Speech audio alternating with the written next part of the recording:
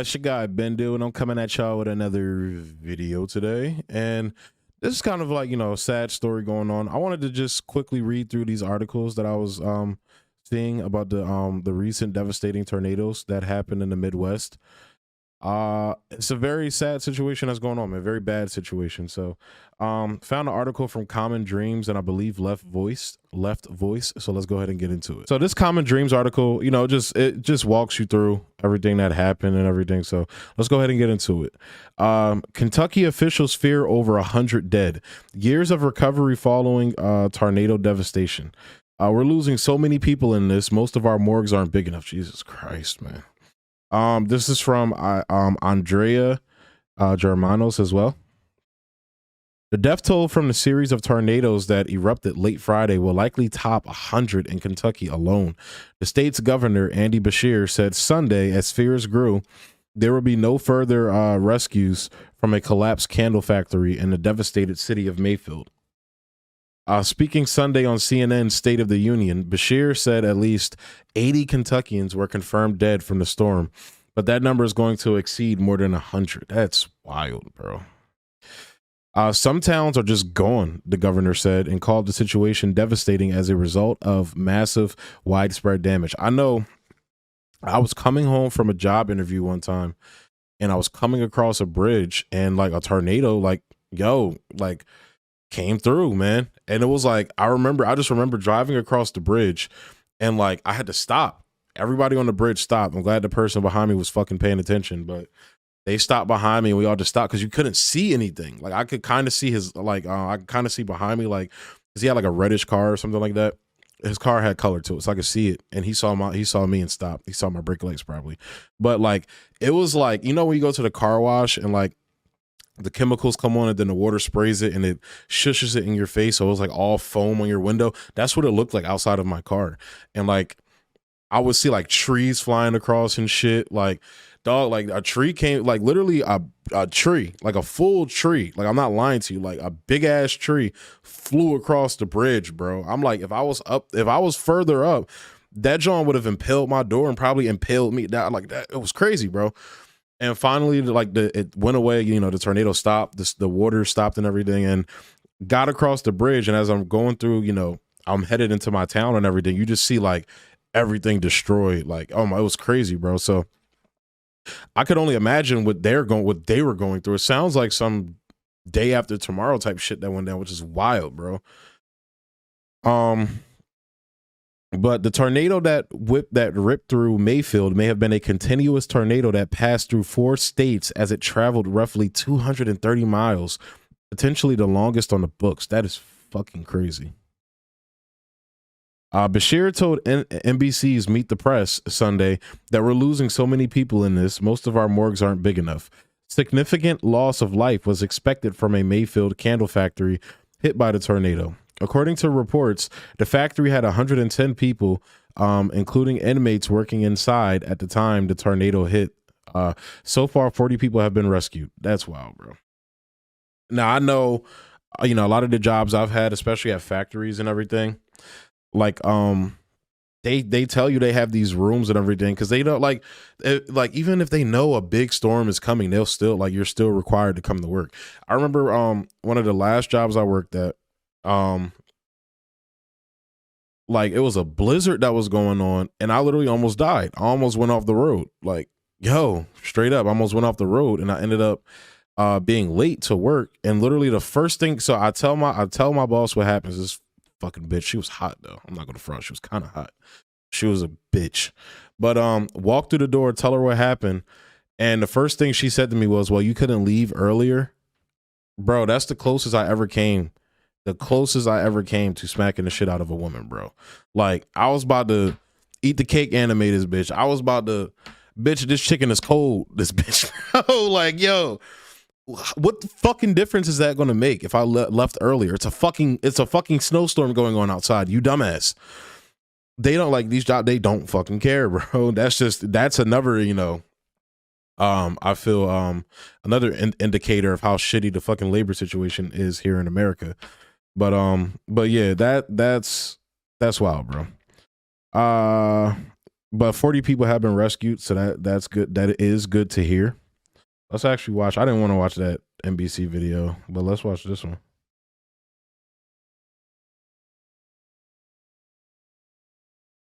Damn, that is crazy.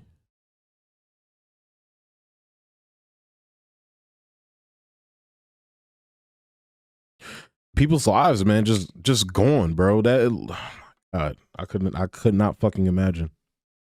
And then right before Christmas too. All this happened right before Christmas. That is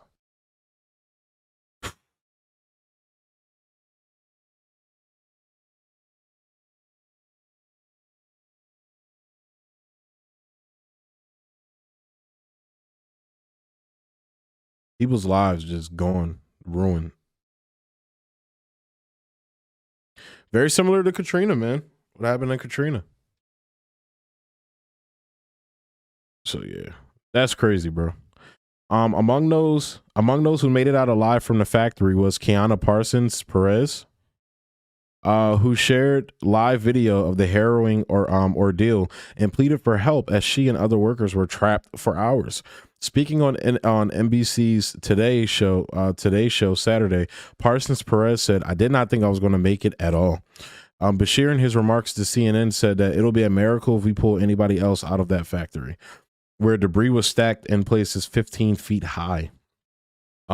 This is according to the Louisville Courier Journal. Hours before the tornado hit, the candle factory hit. On, yes. 6:30.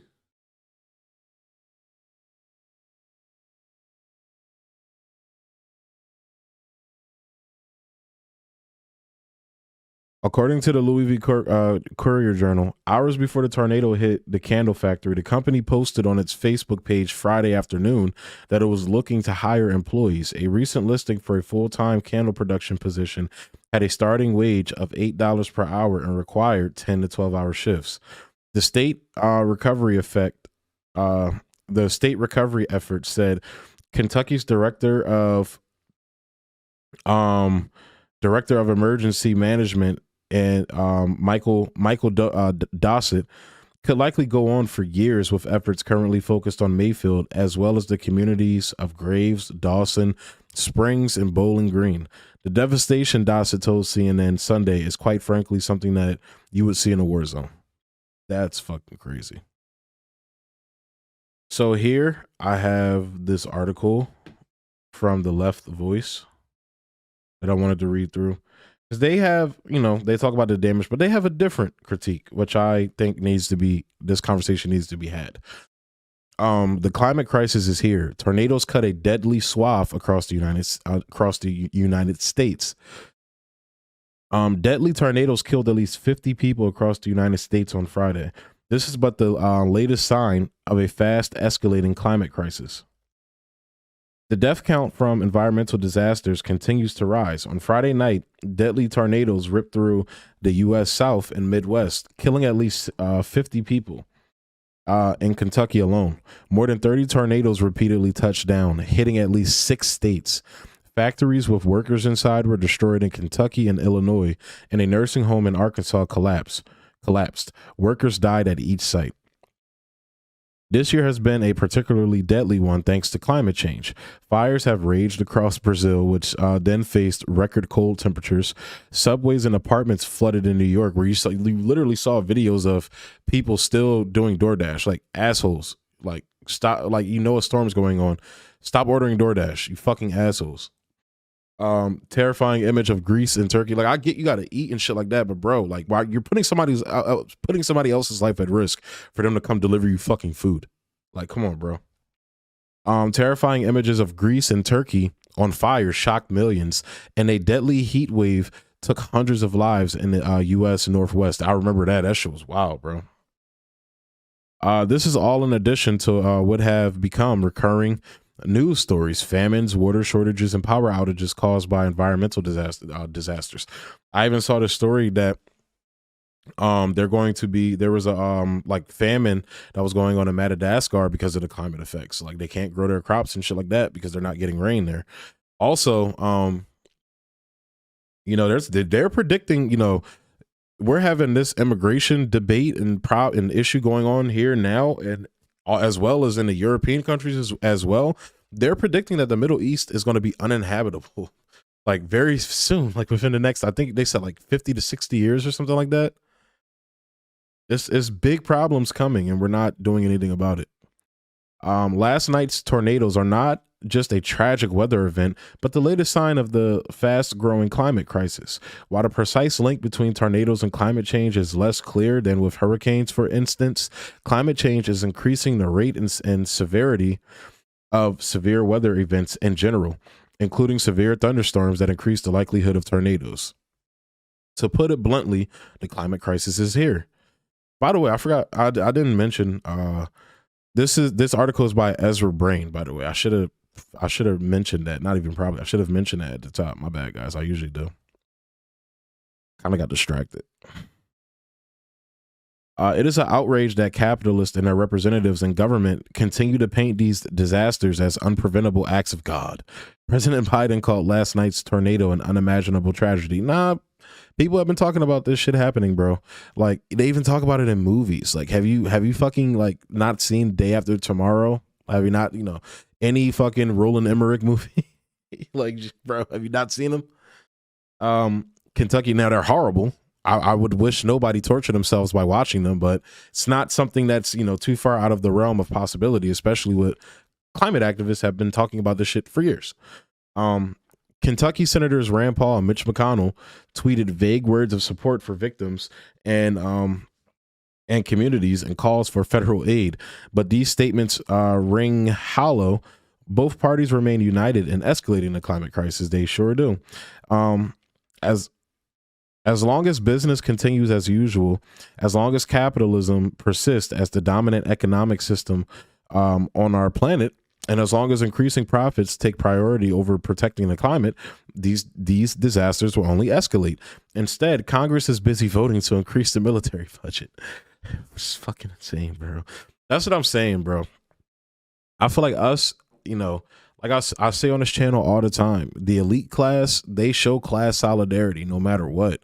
So when you know, attack somebody within your class, you know, within the working class, you know, whether it's about them being on welfare or something or some bullshit like that, that person, that single mom with 2 kids being on welfare is not, it's not the fucking reason why the country's going to shit.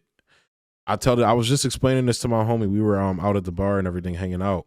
And I was explaining like why I talk about imperialism so much. To me, imperialism is the root of all the problems in the country. Whether it's racism, police brutality, climate crisis, economic crises, whatever the fuck it is, imperialism is the heart of it. Whether it's spending money to go and steal people's resources in other countries, whether it's using that same military apparatus to crack down on people here at home, or whether it's, you know, instilling some of the same occupying principles here and a lot of a lot of black and brown communities here that we see. Like we see a lot of police are trained by the military and the Israeli military as well, and the Israeli police, because the Israeli police are basically an occupying army force in that region, because that's not Israel, that's occupied Palestine. So but yeah, they're right. You know, I usually don't like this language like this, like capitalism this, capitalism that. Like I'm not disagreeing with him on anything, but you gotta break it down to people. Like it's like trying to teach mathematics to a child. You feel me? Like when you go into, you know, the theories and shit and using the terminology that's applicable to it, like they're not going to pick it up and they're just going to like say fuck this and walk away. I know that's why I didn't learn math properly in high school, because a lot of my teachers didn't teach me properly or didn't show me properly. Like you have to understand, you like people are willing to change. I wholeheartedly feel that. I wholeheartedly believe that, especially Americans, and working class Americans at that. Not the people you see bitching online on Twitter all the time on both sides, you know, both sides, the left, right, middle, whatever. Not those motherfuckers you see bitching on Twitter all the time, but people out here actually having to live through this shit, having to, you know, work at these shitty jobs where they basically, you know, work you to fucking death, where they treat, you know, you're treated like shit. You feel me? So I feel like people are willing to change, but you have to recognize that people do have like people. You gotta realize that people in America have been brainwashed to be little bitches, have been brainwashed to be little cucks to power. And I know that that language sounds harsh, given that I was a person that was just talking about language, but that's just what the fact of the matter is. Let's just be real. We've been brainwashed to be little bitches to our government, and it's like, um, that definitely does need to change, and it doesn't start with creating more division, between left and right. That's why I fuck with Jimmy Dore's rhetoric and Professor Wolf's rhetoric. You have organizing across class lines isn't just organizing with the person that agrees with you politically or philosophically. Organizing across class lines is organizing with people you may not agree with at all on certain things, except the issue that you're getting together on.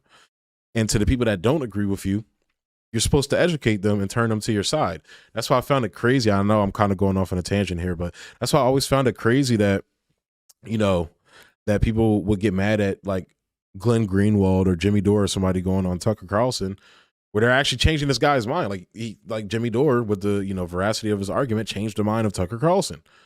And he's speaking to millions of people, Tucker Carlson's audience. He's like the biggest news guy in the fucking country. So that always blew my fucking mind. So, but this article is great so far, man. I really like him. Like I said, this climate is an issue that we need to be talking about, definitely. And it's important. And the fact that they're upping the military budget instead of, investing in alternative energies and things like that and doing research is an insanity. However, on that same note, though, after reading Max Blumenthal's article, I don't trust them niggas to do the right thing. I think it's going to be up to us to do the right thing. So, where was I at? To increase the military budget when the U.S. military adds significantly to the environmental degradation and the overall climate crisis. So you hear people talking about China all the time. China's the biggest. No, the fucking United States military is the biggest polluter on the face of the fucking planet. Yo, that's just a fact, bro. Like, that's just a fact. I just covered the article the other day about the Navy poisoned the drinking water of people on Oahu in Hawaii, and then covered it up. Like Tulsi Gabbard was talking about it and everything. Like, the United States fucking military is the biggest polluter on the face of the fucking planet. As long as the climate crisis deepens, and just another quick thing. I don't think like bombs are good for the military. I don't think drone strikes are I don't think bombs are good for the environment. I don't think drone strikes are fucking good for the environment. So just saying. As long as the climate crisis deepens and severe weather events increase, tragedies like these deaths will continue to occur. As long as nothing meaningful is done to reverse the deepening climate crisis, those in power are essentially accepting more death as just part of the cost of doing business. And that's exactly what they're doing. They don't give a fuck. They're taking the checks from the people that fill their pockets, and the people that fill their pockets are making their money. So they don't care. They don't give a fuck. That's a product of capitalism. Even like with the climate crisis being, more of a left wing issue that a lot of left wingers talk about, a lot of the left talks about. A lot of the issues that the right talks about is a product of capitalism, whether it's big tech monopolies. Like big tech monopoly, it's so funny to see right wing people like make all these connections and then like literally end up at Facebook as communist or whatever. You feel me? It's the same like simpleton thought process of them saying like Joe Biden is a communist or some bullshit like that. It's the dumbest shit I've ever heard in my fucking life. It's so dumb. And it's fucking nutty, because it's like, bitch, that's the system you love so much at work, And I feel like most Americans fuck with capitalism because of the quote unquote individualistic aspects that they say comes with it, as if you can't have individualism and socialism or communism. I feel like that narrative is a product of the Cold War propaganda and a lot of people not understanding and not taking the time to understand what socialism and communism is actually about. But like capitalism, to me, and in many instances, strips people of their individualism and civil liberties more so than socialism and communism. Communism is about unification across the working class and uplifting each other. I like, that's what it's all about. Capitalism, you know, is in some instances, like in some instances, but to me, capitalism, when it's hybridized with socialism and communism, can be those things, but usually not the case. Honestly, everywhere capitalism has gone, it has destroyed fucking everything. Like, we have history to prove that. And again, I'm not some fucking, you know, dickhead sitting here, you know, screaming to you about theory and shit like that. I'm just telling you, look, I barely read any of that, any Marx theory. Like, I've read the Communist Manifesto. That's about it. Like, I'm not like somebody like here pontificating about, you know, theory and shit like that. I'm just calling it how I see it. That's literally all I'm doing. So, but continuing, it is also no coincidence that the majority of people who died were at work. That's a point that I brought up in the previous article.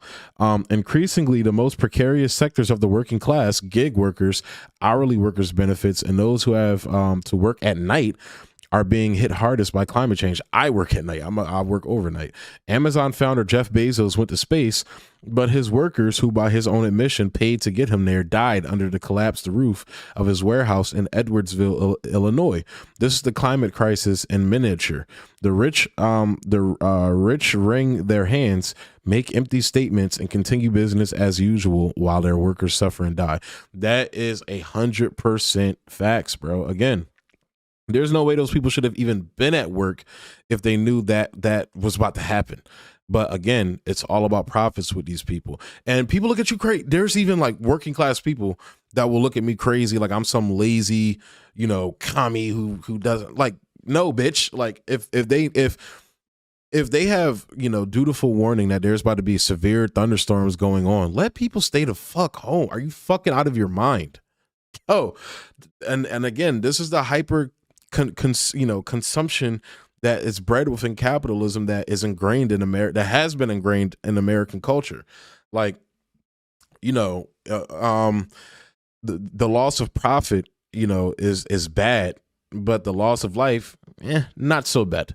It's bad. We'll give. I'm doing a Russian accent. It was I forgot what movie that's from, where it's like, not so bad. Avengers, Age of Ultron, when they was like, oh, this is what SHIELD's supposed to be, and Quicksilver was like, not so bad. That's Marvel pandering to the CIA, by the way. But yeah, like, profits, you know, loss of profits bad, loss of life not so bad. To capitalists. The climate crisis is an existential threat to humanity. Our survival must not play second fiddle to capitalist profits, and that is facts as well. The only way to reverse the climate crisis is to bring down a capitalist system and a state that protects it. That will take organizing the great masses of the Earth's people. In the meanwhile, we must defend and fight for adequate safety precautions, infrastructure improvements, and greater funding of emergency services. The climate crisis is here, and the unified power of the working class will be able to stop it from continuing to worsen. That was an article by Ezra Brazen. Looks like he might be on to something there. But he's 100% right, man. The climate crisis is here. It don't give a fuck about, you know, it don't give a fuck, bro. We don't got time for 20, 30 years down the line and shit like that. So crazy, man, but tragic, man. Rest in peace to all the people that lost their lives in that craziness, man. It's wild. Couldn't imagine, bro. But yeah, with that being said, I'm going to go ahead and close the video out there, guys. As always, like, comment, subscribe, and share. Emphasis on the comments. Let me know what you guys think. Also, subscribe. Almost at 700 subs, man. Let's get the channel to 1,000, bro. Let's get Topsy to 1,000, bro. So definitely share the channel. Get the people you share it with to subscribe. You know, like, interact with it, all that, man. Just, you know, I appreciate all the love y'all been showing me, man. I appreciate it, bro. So, as always, thank you for tuning in. Peace.